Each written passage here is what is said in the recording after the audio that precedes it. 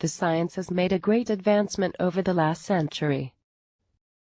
The new knowledge, together with my previous personal experience of stuttering, have made it possible for me to develop a new original therapy. Now you can cure yourself in the course of several months.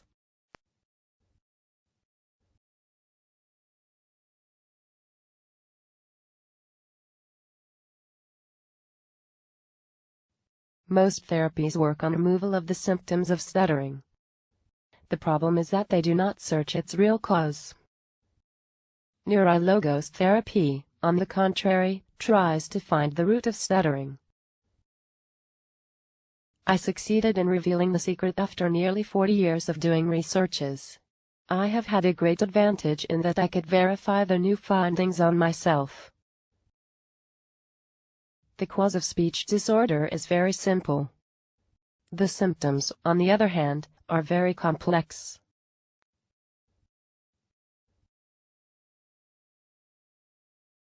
Experts define stuttering as a disorder in the speech fluency. It means that they look for its audible and visible external signs. In compliance with this definition, they developed a methodology aiming at preventing the stuttering people from producing the symptoms. Neurologos therapy, on the other hand, tries to solve the problem in the very focus of the disorder. While experts only deal with the output of the problem, Neurologos therapy has been concerned with the very beginnings of the process of the human speech.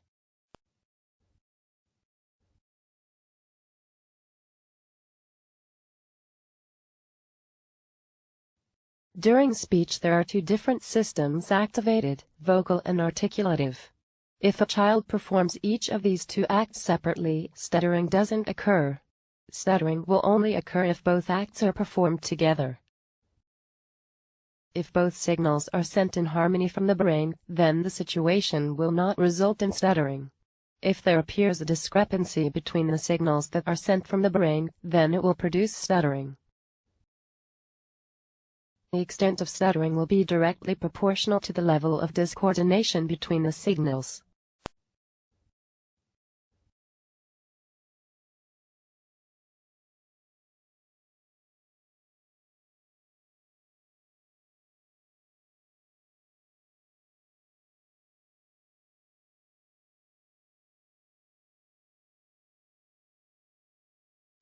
The cause of stuttering is the same in all members of the species Homo sapiens sapiens.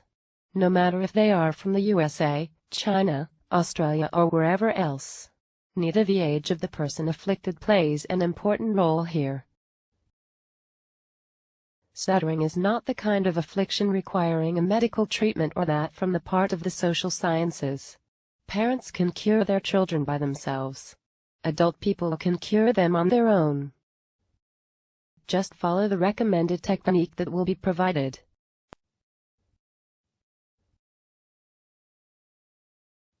Everyone with a little interest in the brain functions must be amazed by its enormous complexity. The root of stuttering lies in the wrong proportion between the excitatory and inhibitive synapses in the info and cortical subconscious. Having 125 trillion of these synapses, what can we do about that? People afflicted with stuttering have only one option: to follow directly targeted mental instructions.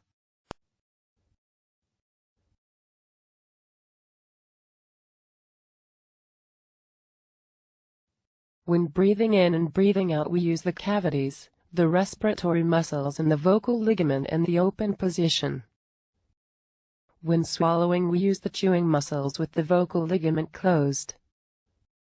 When speaking we use the cavities, the articulatory muscles and the vocal ligament that produce a voice during expiration.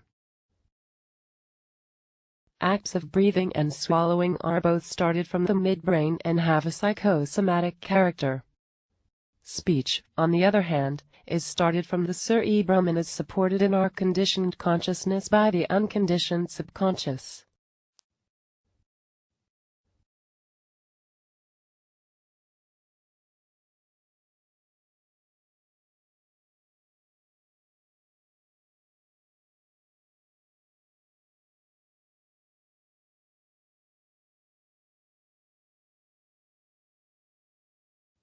When speaking, we do not pay attention to the inborn cortical subconscious. It's a memory that is stored in the subconscious from conception to the first words said. We inherit it from generation to generation. We do not need to instruct a child as following: take a breath. Get the false vocal folds closer.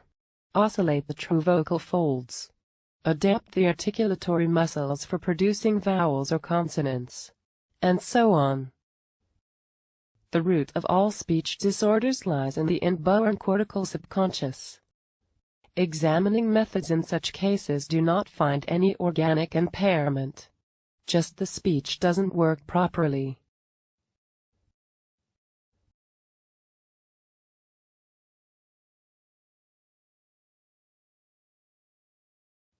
From the time of the first word said, the acquired cortical subconscious is activated, comprising positive and negative impressions, meaning of words, audible and visible knowledge, and so on. At the same time, the cortical consciousness is activated too, comprising interpersonal communication, thinking within a specific language, memory, and so on. In fact, only a few external factors, such as the shame of stuttering, sadness of the defective speech, or awareness of one's social status, can influence this stuttering.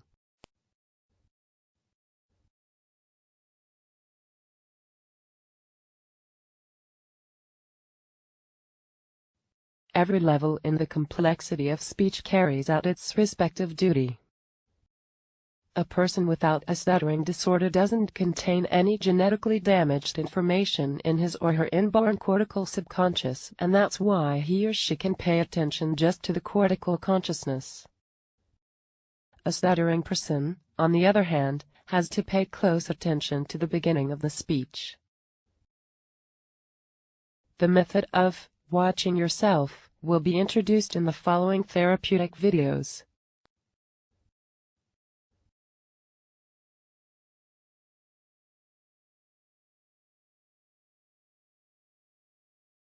In the vast majority of cases, stuttering is caused by disharmony among three actions that transform expiration from the lungs into expiration accompanied by a voice.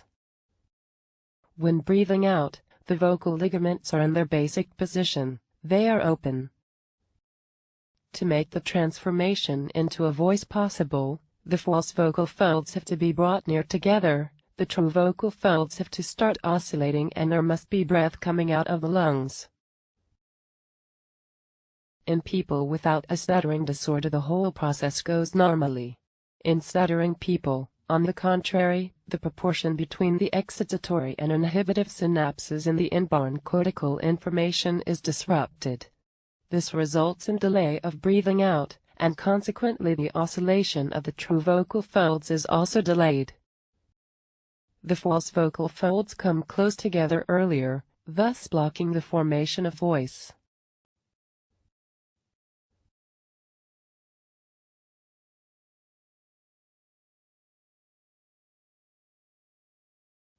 Stuttering depends on delays among those three actions. In fact, the extent of stuttering doesn't matter very much. Until the diagnosis lasts, the problem is always very unpleasant.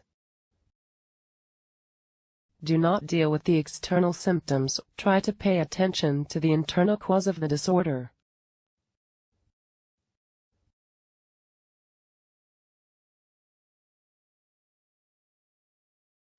Signals coming from the brain are sent to bodily organs. If the brain signals and breath are not coordinated, then the vocal ligaments and the process of expiration get blocked. If there is a coordination between them, the speech defect doesn't appear. It holds truth for all languages of the world. This serves just for your information. You usually do not take these facts into account while speaking.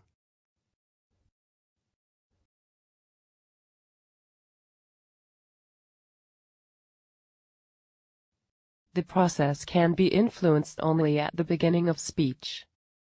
It's too late to deal with the defect after speech has been registered by external optical and acoustic receptors. Stuttering is a genetic defect that is one of the greatest and most complicated mysteries of a human being. There will always be about 5% children in the annual population having a disposition for stuttering. If you know the method how to deal with this problem, then it can be successfully removed.